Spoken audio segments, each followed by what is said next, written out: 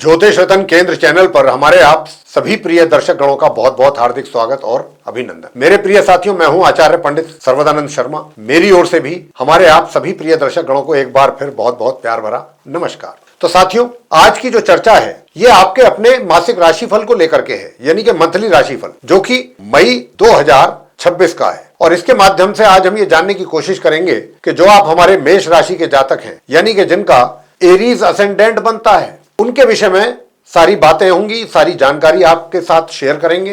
क्या है ग्रहों की स्थिति, क्योंकि देखिए जो भी अच्छे बुरे परिणाम प्राप्त होते हैं किसी भी जातक को जीवन में, इस संसार में, वो ग्रहों के ही द्वारा प्राप्त होते हैं। ग्रहों की स्थिति अच्छी है तो अच्छे परिणामों की प्राप्ति के योग बनते हैं, और ग्रहों की स्थिति कमजोर है या अशुभ है तो अशुभ परिणामों की प्राप्ति के योग बनते हैं। तो उसमें अगर अशुभ परिणामों की प्राप्ति के योग बन रहे हैं तो उसमें भी हम आपसे हमेशा यही कहा करते हैं कि आपको परेशान होने की, चिंतित होने की दूर तक भी कोई आवश्यकता नहीं है। क्यों?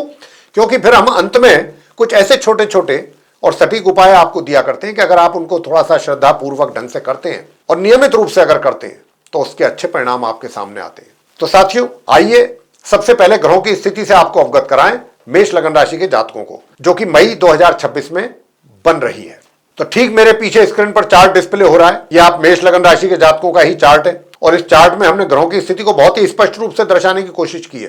कौन सा ग्रह किस ग्रह के साथ अपना संबंध बना करके किस राशि में, किस भाव में बैठा हुआ है या फिर अकेला बैठा है, तो ये सारी जानकारी अभी हम आपको बहुत संक्षेप में देने वाले हैं। तो आइए सबसे पहले चर्चा का शुभारंभ करते हैं, लेकिन उससे पहले एक छोटा सा निवेदन आपसे रहेगा कि अगर आप अभी हमारे चैनल पर नए हैं तो आप हमारे इस चैनल ज्योतिष रतन केंद्र को भी सब्सक्राइब जरूर कर लीजिए, क्योंकि आने वाले दिनों में फिर हर प्रकार की जानकारी के जो भी वीडियोस हमारे एस्ट्रोलॉजी से रिलेटेड बनेंगे वो आप तक आसानी से पहुंच पाएंगे और उनका लाभ समय समय पर आप ले सकेंगे। तो साथियों, मैं आपको बताना चाहूंगा कि जहां पर अभी आप 1 नंबर लिखा हुआ है, यहां पर सूर्य और बुध एक साथ बैठे हुए हैं। ये लगन भाव है। यहां पर सूर्य जो है उनकी ये मित्र राशि है और ये इनकी उच्च राशि है। सूर्य जो है यहां पर बहुत अच्छी और मजबूत पोजीशन में है, उच्च स्थिति में है। हालांकि रहेंगे ये सिर्फ यहाँ 15 मई तक ही। 15 मई को ये यहां से निकल करके और जाएंगे अपने शत्रु के घर में, शत्रु राशि में, यानी कि वृषभ राशि में।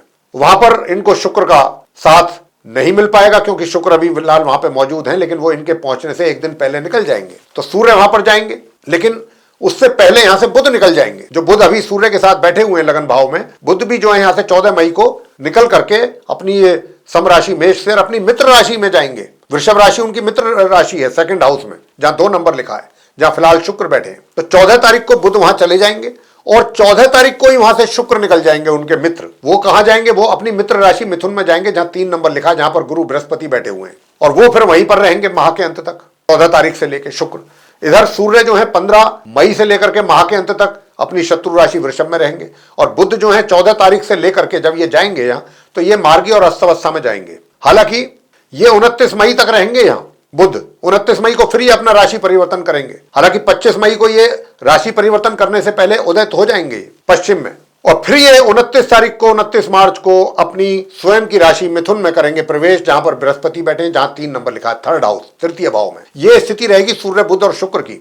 अब आते हैं मंगल पर। अभी मंगल शनि के साथ बैठे हुए हैं द्वादश भाव में, मीन राशि में, और मंगल यहां से 11 मई को निकलेंगे साथियों, राशि परिवर्तन करते हुए। निकल करके कहां जाएंगे? अपनी स्वयं की राशि मेष में जाएंगे, जहां पर सूर्य और बुध बैठे हैं।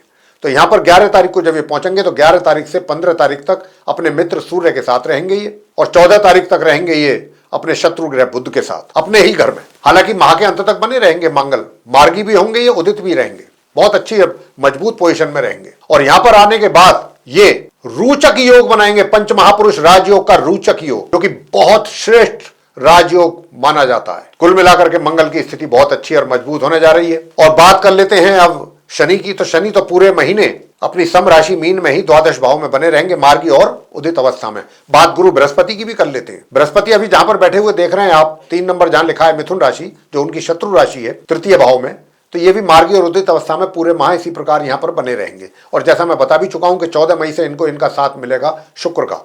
शुक्र को हालांकि ये शत्रु मानते हैं। 29 तारीख से फिर बुध भी आ जाएंगे इनके साथ, तो ये बुध को भी शत्रु ही मानते हैं। देखिए फिर आगे जो रिजल्ट बनेंगे वो आपको बताएंगे आगे आने वाले दिनों में। उसके बाद केतु की बात कर लेते हैं। केतु जो है वो पूरे महीने अपनी शत्रु राशि सिंह में पंचम भाव में बने रहेंगे। राहु जो है ये अपनी मित्र राशि कुंभ में 11th हाउस यानी कि एकादश भाव में बने रहेंगे। कहने को तो यहाँ काल्प सर्प योग का भी निर्माण हो रहा है, और काल्प सर्प योग जब भी बनता है तो लोग बहुत भयभीत हो जाते हैं, घबरा जाते हैं। और हम हमेशा कहते हैं कि घबराने की और भयभीत होने की दूर तक भी कोई आवश्यकता नहीं है, बस थोड़ा परिश्रम करने के लिए तैयार रहिए। मानसिक तौर पे परिश्रम करेंगे तो रिजल्ट्स आपके अपने होंगे। बाकी की अब बात ये तो हमने बात की आपसे ग्रहों की स्थिति को लेकर के। अब हम बताने जा रहे हैं आपको भिन्न भिन्न क्षेत्रों में मेष लगन राशि के जातकों को किस प्रकार के रिजल्ट्स इस मई 2026 में मिलने जा रहे हैं। तो साथियों, सबसे पहला मैं बताना चाहूंगा कि देखिए, आपका जो कार्य क्षेत्र है, वहां पर आपको कार्य क्षेत्र हो या आपका सामाजिक क्षेत्र हो या परिवार हो, जहां पर भी आप रहेंगे, आपको मान सम्मान की कोई कमी नहीं रहेगी। विशेष रूप से 15 मई तक, 1 मई से लेकर 15 मई तक, जब तक सूर्य अपनी उच्च राशि मेष में लगन भाव में बैठे हैं, और भरपूर आप अपनी बुद्धि का उपयोग करेंगे और उस बुद्धि के ही बल पर आपके बहुत से कार्य फलीभूत होंगे, सफलता आपको हासिल होगी। तो ये 1 तारीख से जो 15 मई तक का समय आपके लिए बहुत विशेष समय है, इसका जितना लाभ ले सकते हैं लीजिए। हालांकि ऐसी बात नहीं है, जैसा हमने कहा भी था अभी ग्रहों की स्थिति को बताते हुए, जब हमने बताई थी ये बातें, तो हमने आपको कहा था कि मंगल भी आ रहे हैं, सूर्य निकलेंगे तो मंगल आ जाएंगे। मंगल आएंगे तो आपके अंदर वही आत्मविश्वास बना रहेगा, अपने कार्यों के प्रति पूरा कॉन्फिडेंस आपके अंदर रहेगा, कॉन्फिडेंस की कोई कमी नहीं रहेगी आपके अंदर। जो भी कार्य करेंगे पूरे एक तरीके से विश्वास के साथ करेंगे, पूरे कॉन्फिडेंस के साथ करेंगे और बिना किसी भय के करेंगे। मगर वैवाहिक संबंधों को बेहतर बना के रखना भी आपकी एक जिम्मेदारी है। यहां पर अभी ये जितनी बातें हमने बताई हैं, ये तो सब आपके फेवर में है, लेकिन ये जो ग्रहों की स्थिति है, कहीं ना कहीं थोड़ा सा आपके वैवाहिक जीवन में थोड़ी समस्याएं पैदा कर रहा है। तो यहां पर उसके लिए उपाय अगर आप करेंगे तो अच्छा रहेगा, रिजल्ट्स अच्छे आएंगे। हालांकि बुध जब तक रहेंगे 14 तारीख तक, तो बुध जो है परिस्थितियों को थोड़ा सा नियंत्रण में रखेंगे, यानी कि आपके स्पाउस के साथ जो भी थोड़ा सा ऊंच नीच भी अगर होगी तो बुध उसको संभालने की कोशिश करेंगे। बात ये तो रही कार्य क्षेत्र की। 15 तारीख के बाद भी आप अपने कार्य क्षेत्र में बहुत ही एक तरीके से अव्वल रहेंगे और किसी प्रकार की मतलब सफलता की सीढ़ियां चढ़ेंगे आप। ये मई का महीना आपको सफलताएं दिला रहा है और धन का जो आगमन है वो कॉन्टिन्यूटी में रहेगा, उसमें किसी प्रकार का कोई रोक, अवरोध, बाधा मुझे आती हुई नहीं दिखती। सुख सुविधाओं की अगर मैं बात करूं तो सुख सुविधाओं का लाभ जितना मिलना चाहिए या जितना आपको लेना चाहिए उतना लेना आपके लिए थोड़ा सा मुश्किल रहेगा, क्योंकि आपका जो ध्यान है, यानी कि आपका जो अपना फोकस है, वो आपके करियर पे, अपनी जिम्मेदारियों पर, इन चीजों पर अधिक रहेगा, जो कि अच्छा है। आगे बात कर लेते हैं कि भाई आपके प्रेम संबंध कैसे रहेंगे। तो प्रेम संबंधों की अगर बात करें तो जैसा मैंने कहा कि जब आदमी या कोई भी जातक या व्यक्ति अपने कार्यों में उलझा रहता है, व्यस्त रहता है, तो उसका ध्यान थोड़ा सा दूसरी तरफ इतना जा नहीं पाता।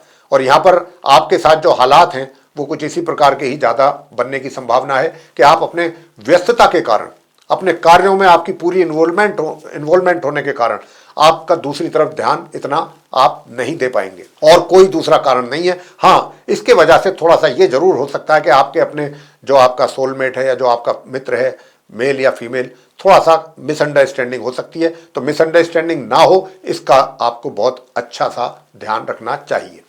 वैवाहिक जीवन की बात कर लेते हैं। मैंने अभी करी भी थी वैवाहिक जीवन को लेकर के समस्या बनने की, तो वैवाहिक जीवन को तो मैंने आपको बताया भी है। तो वैवाहिक जीवन के लिए आपको थोड़ा सा एक छोटा सा उपाय करना होगा। बस हनुमान जी की पूजा नियमित रूप से करते रहिए, और हनुमान, चाहे आप महिला हैं चाहे पुरुष हैं, घर में बैठ करके आप हनुमान चालीसा का पाठ कर सकते हैं और इस मंत्र का भी जाप आप कर सकते हैं वैवाहिक जीवन अच्छा सुखद रहने के लिए।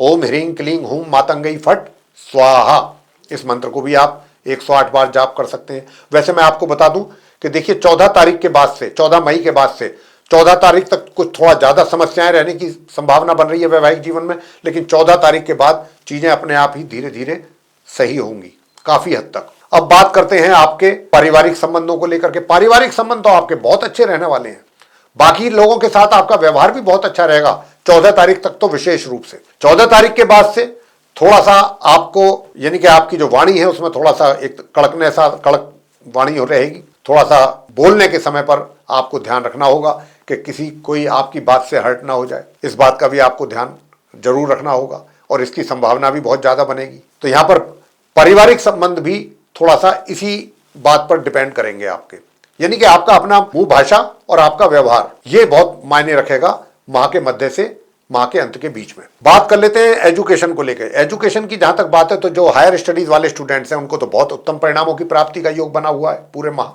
मगर दूसरी ओर जो नॉर्मल एजुकेशन लेने वाले छात्र हैं उनको जब तक गणपति जी की पूजा रेगुलरली नहीं करेंगे आप, तब तक आप किसी प्रकार की अपेक्षा ना करें कि आपको पढ़ाई से संबंधित कुछ अच्छे परिणामों की प्राप्ति भी हो सकती है।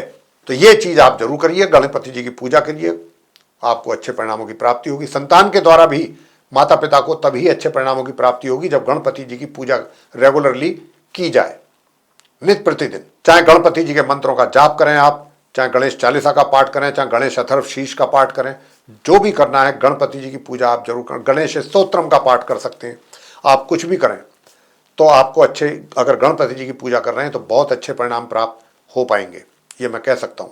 स्वास्थ्य की बात कर लेते हैं अंत में, स्वास्थ्य कैसा रहेगा। तो साथियों मैं बताना चाहूंगा कि देखिए 1 तारीख से 14 तारीख तक थोड़ा स्वास्थ्य में ज्यादा कमी रहने की संभावना है। स्वास्थ्य की ओर अगर आपने ध्यान नहीं दिया तो आपके लिए परेशानियां पैदा हो सकती हैं। तो इसके लिए आपको भगवान विष्णु जी की पूजा नियमित रूप से करनी चाहिए, चाहे 10 ही मिनट करें।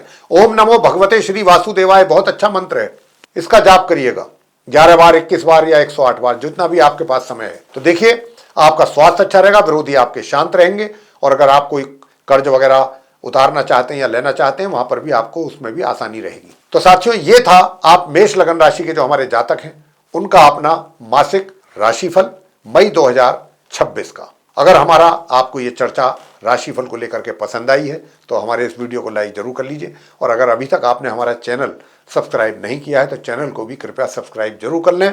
अधिक से अधिक मात्रा में वीडियो शेयर करें ताकि दूसरे लोग भी इस जानकारी का अच्छा लाभ ले सकें। और अगर आप चाहते हैं कि आने वाले दिनों में जो भी हमारे वीडियोस बनेंगे एस्ट्रोलॉजी से रिलेटेड डिफरेंट टॉपिक्स पे, वे सब भी आप तक पहुंच पाए समय पर और उनका भी आपको अच्छा एडवांटेज मिले जानकारियों का, तो फिर बेल आइकन प्रेस जरूर कर दीजिए। इसी के साथ इस कार्यक्रम को यहां समाप्त कर रहे हैं और अपने आप जो हमारे सभी दर्शक गण हैं उनसे भी हम इजाजत लेना चाहेंगे। तो आप सभी का सहृदय बहुत बहुत धन्यवाद। जय माता दी।